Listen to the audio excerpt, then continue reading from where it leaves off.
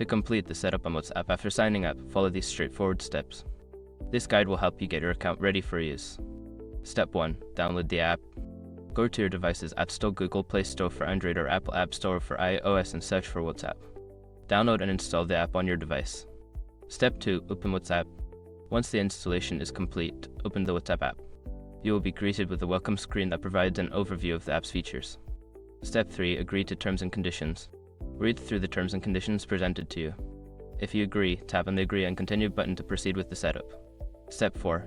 Verify your phone number. Enter your phone number in the required field. You will receive a verification code via SMS. Input the code into the app to verify your number and continue. Step 5. Set up your profile.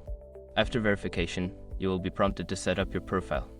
Enter your name and choose a profile picture if desired. Once completed, tap Next to finish the setup process. Now you are ready to start using WhatsApp. Enjoy connecting with friends and family.